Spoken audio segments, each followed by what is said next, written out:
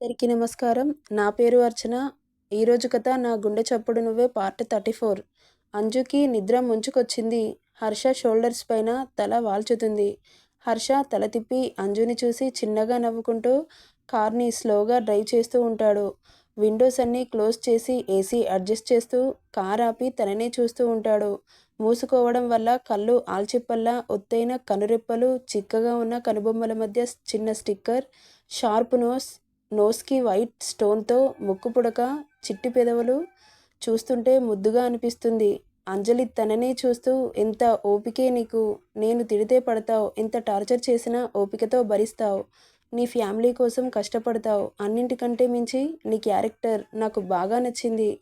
అన్నీ తెలిసినా అణిగిమణిగి ఉంటావు. మంచి మనసు, ఓర్పు, సహనం, అందం, ఒద్దిక, కష్టపడే తత్వం, అణిగిమణిగి ఉండే గుణం, ఇలా అన్ని క్వాలిటీస్ నాకు బాగా నచ్చాయి.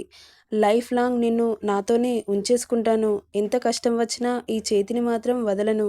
నువ్వు ఎంత దూరం వెళ్ళినా నా దగ్గరికి చేర్చుకుంటాను అని తన చేతిని పట్టుకొని చిన్నగా కిస్ చేస్తాడు. మెల్లగా కదులుతుంది అంజలి. తను కదిలినప్పుడు తన కనుబొమ్మలు నీటి వలయంలో ఒకటి కిందికి మీదికి వంకలు తిరిగి ఉండడంతో ఇంకా అందంగా కనబడుతుంది. అతనికి తన నుదిటి మీద చిన్నగా ముద్దు పెట్టి తన పెదవులని టచ్ చేస్తాడు. మెల్లగా డ్రైవ్ చేస్తూ హాస్టల్ రాగానే ఆపుతాడు. దూరం నుండి వస్తున్న సుషి తనని చూసి అంజలిని గట్టిగా హగ్ చేసుకొని తన లిప్స్ పై చిన్నగా పెక్కిచ్చి సీట్కి ఆనించి కూర్చోబెడతాడు. సుషి రాగానే విండోస్ కిందకి దించి డోర్ ఓపెన్ చేస్తాడు. సుషి అంజుని లేపుతుంది. కాసేపు పడుకుంటానమ్మా అని తన కాళ్ళని దగ్గరగా పెట్టుకొని సీట్లో బుజ్జి కుక్క పిల్లలా పడుకోవడం చూసి తనని లేపాలి అనిపించక హర్ష దిగి అంజు దగ్గరికి వచ్చి తనని 2 చేతులతో లిఫ్ట్ చేసి రూమ్కి తీసుకెళ్లి బెడ్ మీద పడుకోబెడతాడు. హర్ష చేతిని గట్టిగా పట్టుకొని ముడుచుకుంటుంది అంజలి. తనని అలాగే చూస్తూ క్యూట్ పప్పిలాగా అనిపించి తన నుదిటిన ముద్దు పెడతాడు. తనని చూస్తూ అక్కడి నుండి వెళ్ళబుద్ధి కాదు కానీ తప్పదు కాబట్టి తన చేతిని వెనుకకు తీసుకొని అక్కడి నుండి వెళ్ళిపోతాడు హర్ష. సుషి వెళ్తున్న హర్షని చూస్తూ ఉంటుంది. ఎంత ప్రేమ! You are so lucky Anju అని అనుకుంటుంది మనసులో. అలా ఆ రోజు గడిచిపోతుంది. నెక్స్ట్ డే మార్నింగ్ హర్షకి చాలా వర్క్ ఉండడంతో గ్రౌండ్కి వెళ్ళడానికి వీలు కాక తనకి కాల్ చేసి చెబుదామని అనుకుంటాడు కానీ ఎలాగో కాలేజ్కి వెళ్తాను కదా అని తనకి ఫోన్ చేయడు. హర్ష కాలేజ్కి రాక చాలా రోజులు అవుతుండడంతో ఆ రోజు కాలేజ్కి వస్తాడు. బాబు పాప కోసం వెయిటింగ్. సుషి రెడీ అయ్యి కాలేజ్కి నడుచుకుంటూ వస్తుంది. అది చూసిన హర్షకి అంజలి ఎక్కడ, సుష్మా ఒకటే వస్తుంది అని అనుకుంటూ అమ్మో ఈ హర్ష ఇక్కడే ఉన్నాడు అని అనుకుంటూ ఫాస్ట్గా లోపలికి వెళ్ళడానికి వెళ్తుండగా సుష్మా అని పిలుస్తాడు. ఖచ్చితంగా అంజలి గురించి ఆరా తీస్తాడు. ఏం చెప్పాలి అని అనుకుంటూ ఆగుతుంది. సుష్మా అంజలి ఎక్కడా అని అడుగుతాడు.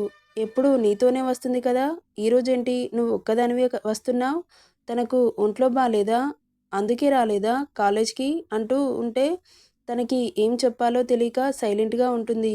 నిన్నే అంజలి ఎక్కడా అని కొంచెం గట్టిగానే అడుగుతాడు.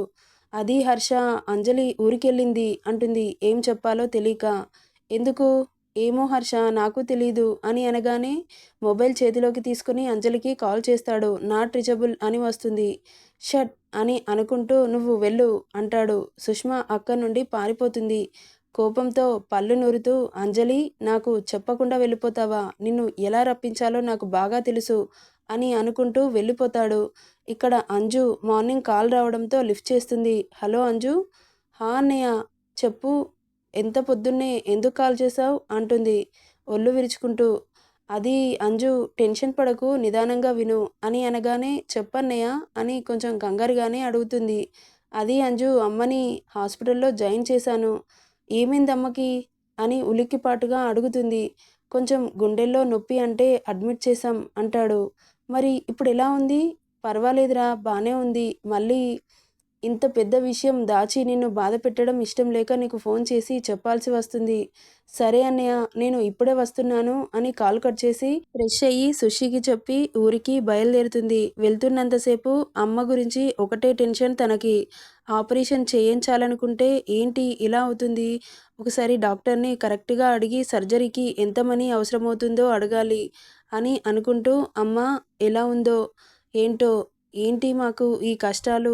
ఎందుకు ఇలా జరుగుతుంది అని ఆలోచన ప్రవాహంలో తేలుతూ ఉండగా అలసిపోయి చిన్నగా కునుకు వస్తుంది. అలాగే బస్సు విండోకి ఆనుకొని ఒరుగుతుంది.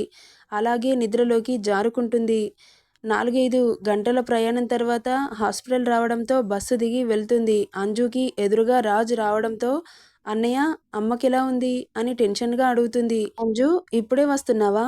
"హా అన్నయ్య, అమ్మ బానే ఉందిరా, పద లోపలికి" అని తీసుకెళ్తాడు. వాళ్ళ అమ్మ బెడ్ దగ్గరికి వచ్చి చూడగానే చేతికి సెలైన్‌తో ఫేస్ అంతా పీక్కుపోయి నిద్రపోతూ ఉంది. తనని అలా చూడగానే బాధేస్తుంది అంజలికి. "అమ్మా" అని తన చేతి మీద చెయ్యి వేసి పిలుస్తుంది. తన స్పర్శకి చిన్నగా కదులుతుంది లక్ష్మి.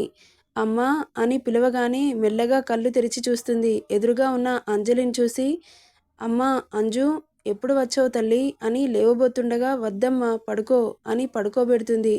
"ఇప్పుడే వచ్చానమ్మా, ఎలా ఉందమ్మా" అని అడుగుతుంది. "ఇప్పుడు పర్వాలేదు తల్లీ" అని అనగానే కళ్ళల్లో నుండి నీళ్లు రాలుతూ ఉంటాయి అంజలికి. "అలా ఏడవకు తల్లీ, నాకు ఏం కాలేదు కదా" అంటుంది.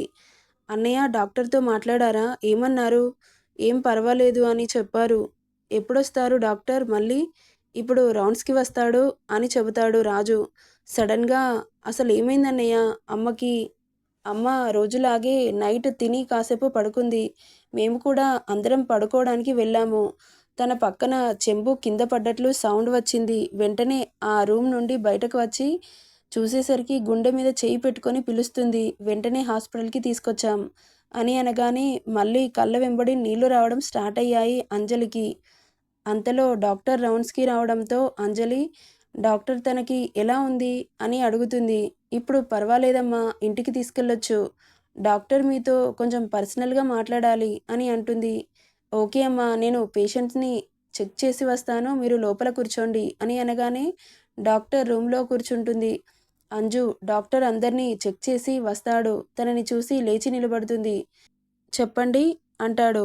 "అది డాక్టర్, అమ్మ పరిస్థితేంటి? నాకు ఎక్స్‌ప్లెయిన్ చేయండి. దాన్ని బట్టి నేను నిర్ణయం తీసుకుంటాను" అని అనగానే తనకి హార్ట్‌లో హోల్స్ ఉన్నాయి. ఇంకో 2, 3 ఇయర్స్ సర్జరీ లేకుండా మేనేజ్ చేయొచ్చు. తర్వాత అంటే ఎలా ఉంటుందో సిట్యుయేషన్ చెప్పలేం అంటాడు. డాక్టర్ అలా చెప్పగానే భయంతో షివర్ అవుతూ ఉంటుంది అంజలి. "సరే డాక్టర్, ఆపరేషన్‌కి ఎంత ఖర్చవుతుంది" అని అనగానే ఎంత ఖర్చవుతుందో చెబుతాడు. ఆ నెంబర్ చెప్పగానే షాక్ అవుతుంది. అంత డబ్బు ఎక్కడి నుండి తీసుకురావాలి అని తనలో తానే మదన పడుతూ ఉంటుంది. "మీరు టెన్షన్ పడాల్సిన అవసరం ఏం లేదమ్మా, ప్రస్తుతానికి బాగానే ఉన్నారు." "సరే డాక్టర్" అని వాళ్ళ అమ్మ దగ్గరికి వస్తుంది అంజలి. అమ్మకి ఎలాగైనా తొందరగా ఆపరేషన్ జరిపించాలి అని బాగా ఆలోచిస్తుంది. హర్ష దగ్గర పనిచేస్తూ ఆ మనీని సేవ్ చేద్దాం అని లెక్కలు వేస్తూ ఉంటుంది. అంజలి ఒక 2 ఇయర్స్ కష్టపడితే ఆ మనీ సేవ్ అవుతుంది అని అనుకొని వాళ్ళ అమ్మకు మెలకువ రావడంతో తనకి తినిపిస్తూ ఉంటుంది. "నువ్వు కూడా తినమ్మా" అంటుంది లక్ష్మి. రాజుని చూసి, "అన్నయ్య, మీరు ఇంటికి వెళ్ళండి. నిన్నటి నుండి ఇక్కడే ఉన్నారు కదా! ఇంటికెళ్ళి స్నానం చేసి తిని కాసేపు రెస్ట్ తీసుకోండి. డాక్టర్ డిశ్చార్జ్ కూడా చేయమని చెప్పారు. ఈవినింగ్ వరకు వస్తే అమ్మని ఇంటికి తీసుకెళ్దాం" అంటుంది. "సరేనమ్మా" అని వెళ్ళిపోతాడు రాజు. అలా కాస్త సాయంత్రం అవుతుంది. రాజు హాస్పిటల్‌కి వస్తాడు. హాస్పిటల్‌లో బిల్ ఎంతయిందో చూసి మనీ పే చేస్తుంది అంజలి. హర్ష తన ఫస్ట్ సాలరీ ఆల్రెడీ ఇచ్చేశాడు. ఆ మనీని అలాగే దాచింది. అది ఇప్పుడు అవసరం పడింది.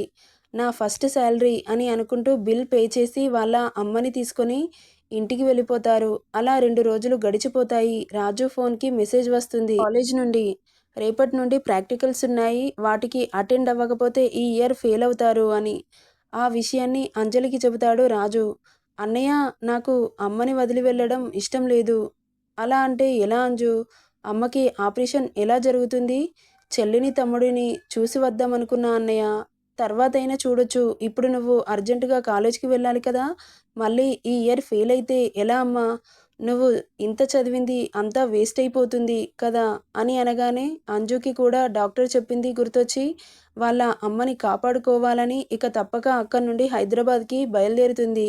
హైదరాబాద్ రాగానే బస్సు దిగుతుంది అంజలి. ఆటో తీసుకొని సరాసరి కాలేజ్‌కి వెళ్తుంది. నెక్స్ట్ డే ప్రాక్టికల్స్ ఉండడంతో హాల్ టికెట్ తీసుకోవడానికి ఈవినింగ్ కావడంతో స్టూడెంట్స్ అందరూ ఇంటికి బయలుదేరుతూ ఉంటారు. అంజలి సరాసరి ప్రిన్సిపల్ రూమ్‌కి వెళ్తుంది. అటువైపు తిరిగి ఉన్న సార్‌ని చూసి మే ఐ కమిన్ సార్ అంటుంది. Yes come in. లోపలికి వచ్చి good evening sir, good evening అంటాడు. ఈ వాయిస్ని ఎక్కడో విన్నట్లు అనిపిస్తుంది. కొంపదీసి హర్ష అయితే కాదు కదా అని అనుకుని, సార్ రేపటి నుండి ప్రాక్టికల్స్ ఎగ్జామ్స్ కదా, హాల్ టికెట్ కోసం వచ్చాను.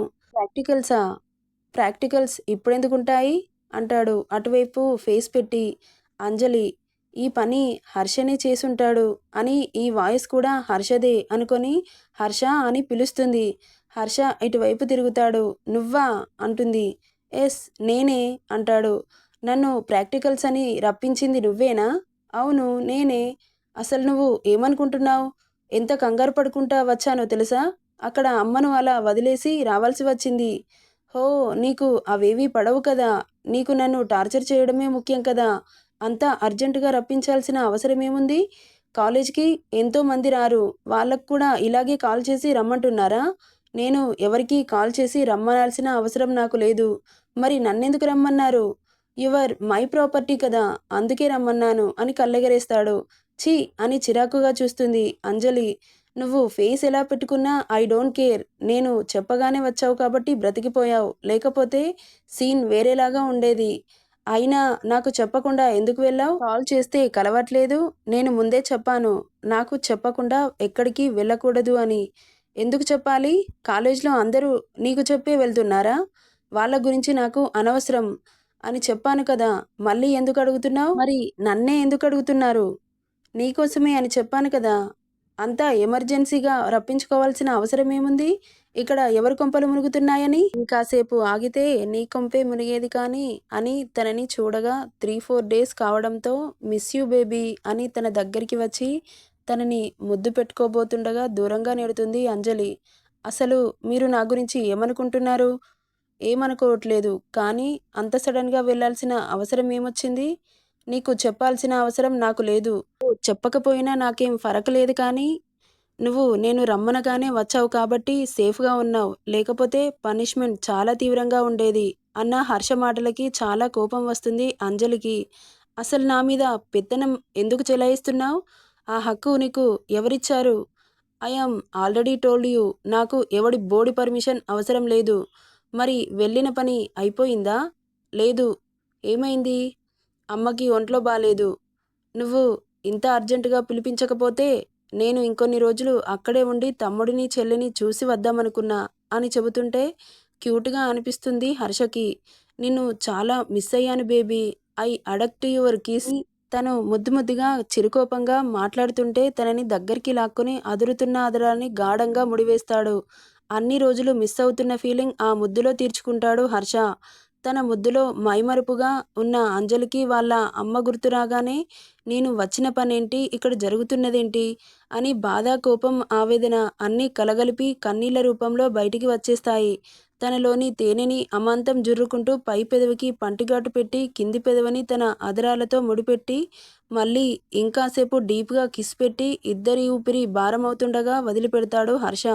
అంజలి ఏం మాట్లాడాలో అర్థం కాక అపరాధిగా తల కిందికేసి చూస్తుంది. తన చిన్ను పట్టుకొని పైకి లేపి ఎందుకు అంతలా కుమిలిపోతావు? నువ్వు ఏం తప్పు చేయట్లేదు అని తన వెట్ లిప్స్ని చిన్నగా పెక్కిచ్చి వదులుతాడు. నెక్స్ట్ ఏం జరుగుతుందో నెక్స్ట్ పార్ట్లో చూద్దాం. ఈ స్టోరీ నచ్చితే లైక్ చేయండి, షేర్ చేయండి, సబ్స్క్రైబ్ చేసుకోండి friends. Thank you for listening.